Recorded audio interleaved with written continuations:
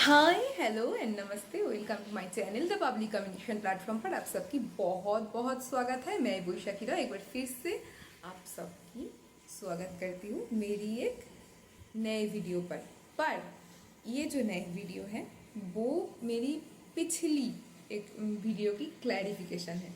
मतलब मैं क्लैरिटी देना चाहती हूँ उस मुद्दे पर। अच्छा, मेरी वीडियो देखकर ना बहुत सारे लोगों को ये लग सकता है कि मैं ना कोई मानी मतलब पैसों की अगेंस्ट की इंसान हूँ। ऐसा तो पता ही नहीं हो सकती। मैं खुद बेना से दान करती हूँ तो मानी से ना मैं दूर रहती हूँ ना मानी मुझसे दूर रहते हैं। मतलब ऐसा नहीं है, बहुत सारा है।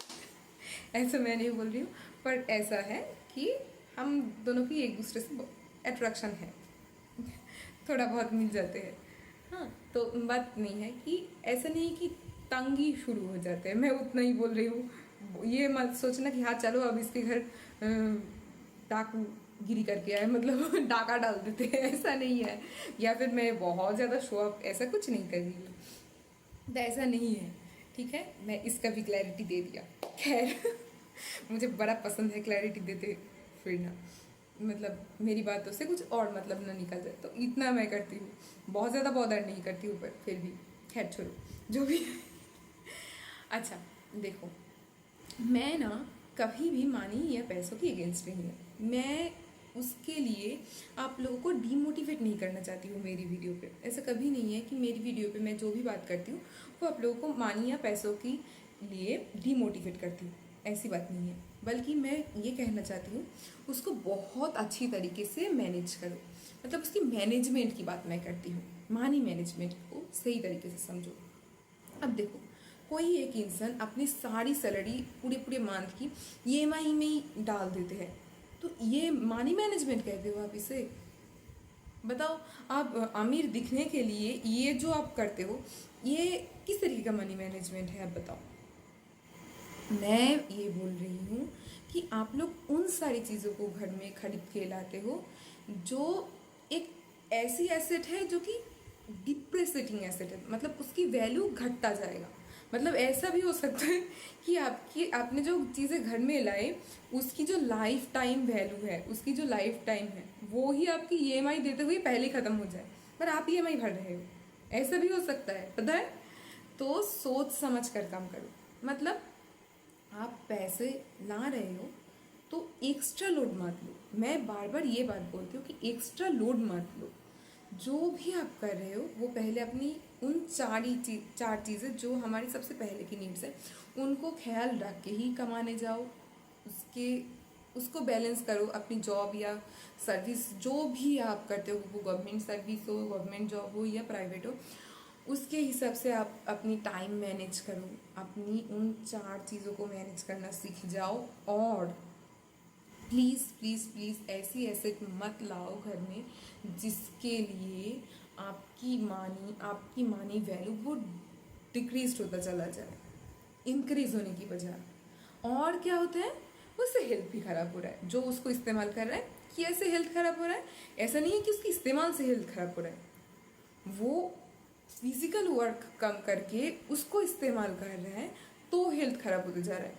इसका क्या मतलब है, अगर वो काम करते, वो अगर फिजिकली वर्क करते तो फिर क्या होता, वो हेल्थ उसका सही रहता, बैठे नहीं रहना पड़ता। वैसे ही आजकल हम लोगों को बैठे रहना पड़ता है।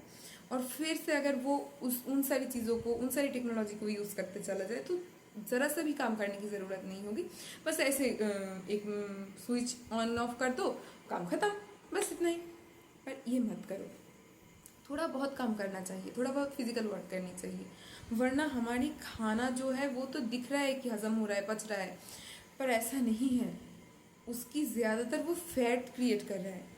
वो ऐसी चीज़ें क्रिएट कर रहा है जिससे हमें एसिडिटी हो जाए। हमारी खाना ज़्यादा वो होता है ना, हमारे जिस लाइन से वो चलते हैं, जो एनर्जी क्रिएट करते हैं, वहाँ पर ब्लॉकेज होना शुरू हो जाते हैं। वो क्लियर नहीं होता है हमारी ब्लड फ्लो, क्योंकि डेड सेल जो होता है वो जमते रहते हैं, वो उतने अच्छे तरीके से क्लियर नहीं होता। जब हम फिजिकल वर्क करते हैं, जब हम एक्सरसाइज करते हैं, योगा करते हैं, प्राणायाम करते हैं, तब हमारी ब्लड फ्लो ठीक तरीके से होते हैं और उसको पुश मिलती है उन सारी डेड सेल्स को, डेड ब्लड सेल्स को। तब वो जगह क्लीन हो पाते हैं। अगर वो नहीं करेंगे हम लोग, एक्सरसाइज भी नहीं करेंगे, योगा नहीं करेंगे, प्राणायाम नहीं करेंगे, इधर काम भी ज़्यादा फिजिकल वर्क नहीं करेंगे, तो कैसे हो पाएगा, कैसे हम स्वस्थ रह पाएंगे। तो आपको दो साइड से मतलब उसकी वैल्यू जा रहा है। एक तो आपकी हेल्थ खराब हो रहा है, आपकी घर वालों की भी हेल्थ खराब हो रहा है। दूसरी आपकी मनी वैल्यू जो है वो डिक्रीज ऑर्डर में जा रहा है। वो ऐसी एसेट है जो डिप्रेसिएट करते हैं, जो डिप्रेसिएशन में जाते हैं, एप्रिसिएशन नहीं करते हैं आपकी मनी को। तो फिर क्या करने की मैं बात कर रही हूँ, आप कुछ ऐसा करो ना कि मनी को मतलब उसको सेव करो।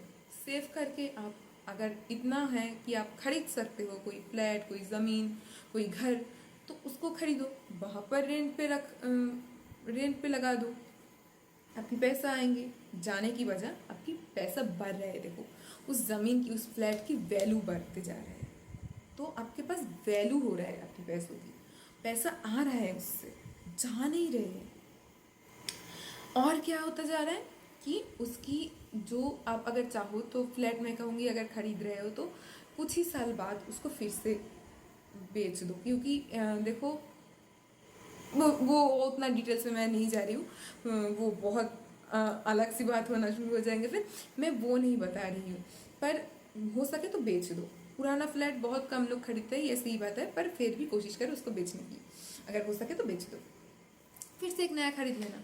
तो ये करते जाओ, और आप किसी और जगह पे सोच समझ कर लगा सकते हो अपनी पैसों को, मतलब सोच के किसी आप रियल एस्टेट पे लगाते हो, या फिर किसी और जगह लगाते हो, या फिर कोई क्या कहते हैं उसे, कोई स्कीम पे लगाते हो, कुछ और कर रहे हो, मार्केट पे लगा रहे हो, वो सोच समझ कर करो, ठीक है। मतलब मैं यही बोलना चाहती हूँ कि मनी को सही जगह लगाओ।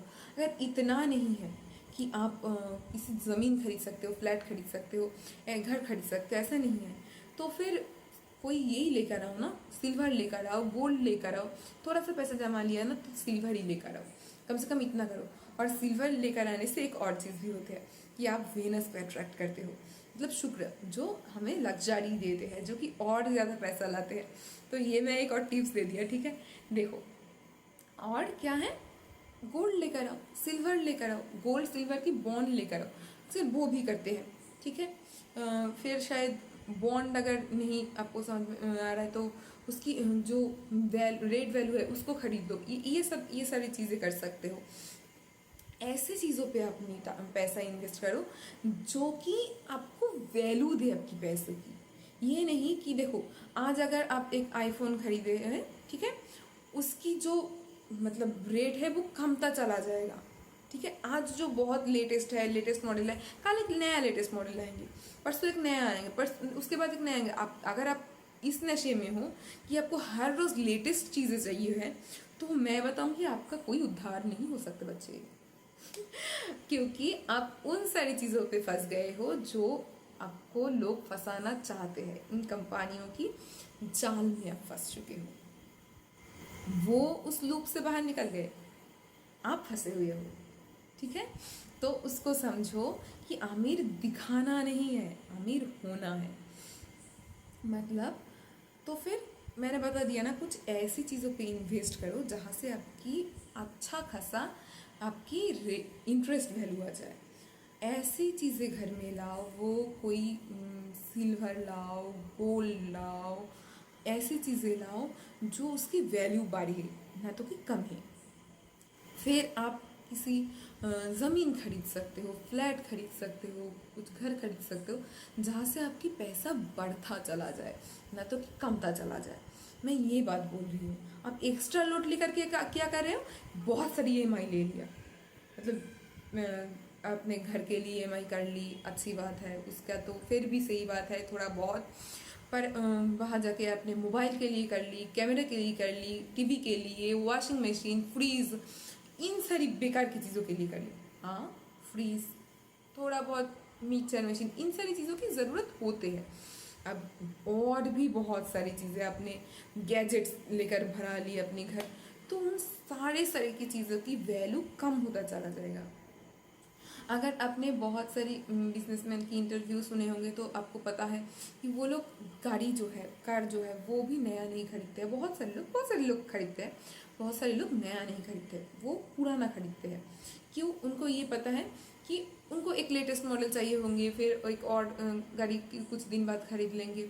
और एक बात है कि वो नया अगर खरीदेंगे, उस पर कुछ हो गया तो उनकी दिल ही निकल आएंगे। तो फिर पुराने के ऊपर से जाएंगे तो थोड़ा बहुत ठीक है, चलो कोई बात नहीं, मैं पैसा भी कम दी थी, थोड़ा बहुत हो गया तो इसको ठीक कर लेंगे, ऐसी कोई बड़ी बात नहीं है, इस तरीके का होगा। और वो जो एक्स्ट्रा पैसा वो देते थे नया खरीदने के लिए, वो किसी और जगह पर उन्होंने इन्वेस्ट कर दिया। तो इसको समझो, मैं कतई ये नहीं बोल रही हूँ कि आपको पैसों के पीछे दौड़ना नहीं है।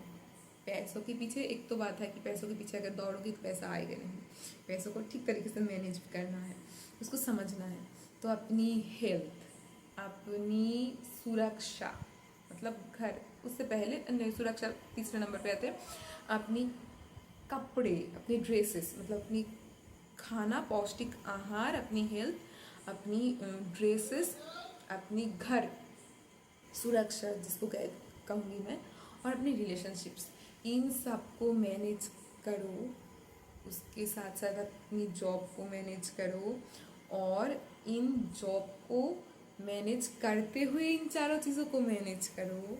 और जो पैसा आ रहा है उसको ऐसी एसेट पे मत लगाओ, उन ईएमआई ले रहे हो, उन सारी कंपनियों की आप बिजनेस मत बढ़ाओ, खुद की काम करो, खुद की बिजनेस बढ़ाओ। मतलब ऐसा नहीं है जो बिजनेस नहीं करते तो कैसे बिजनेस बढ़ाओ, मैं तो जॉब करती हूँ, मैं उस बिजनेस की बात नहीं कर रही हूँ जो कि सच में मतलब प्रैक्टिकली बिजनेस है, मैं उसकी बात कर रही हूँ जो पैसों को लेकर बिजनेस है। मतलब उसकी जो मैनेजमेंट है उसको सही तरीके से करो, उस पैसों की बिजनेस को उसको बढ़ाओ ठीक तरीके से। आई होप मैं समझा पाई हूँ, क्लैरिटी दे पाई हूँ। तो ये करो, एक्स्ट्रा लोड उसके लिए मत लो, ईएमआई के पीछे मत दौड़ो कि हाँ मुझे ये चीज़ मैं ला सकती हूँ ईएमआई में। मतलब पूरा महीने का आपने हिसाब कर लिया, वो पूरा का पूरा महीने का पैसा ईएमआई में चले जाते हैं। ये बिल्कुल मत करो, उसके लिए एक्स्ट्रा लोड बिल्कुल मत लो। अमीर दिखना नहीं है, मैं फिर से बोल रही हूँ, अमीर होना है, सच में होना है। ये जो मिडिल क्लास हम लोगों की मतलब एक वो रहते हैं ना, मतलब देखो, छिपकली भी बोल दिया ठीक ठीक ठीक, खैर वो मैं मानती नहीं हूँ, वो ऐसी मजाक कर दी। देखो, तो ये बात है कि आपको ये समझना है कि सही तरीके से कैसे लगाओ उसको, ऐसे चीज़ों पर इन्वेस्ट ना करूँ कि जो जिसकी ऑर्डर मतलब मानी की वैल्यू वो डिक्रीज ऑर्डर मिल जाए। ऐसा मत करो, सी बात है। उसके पीछे दौड़ो जो सच में आपकी वैल्यू दे, आपकी पैसों की वैल्यू दे। नमस्ते।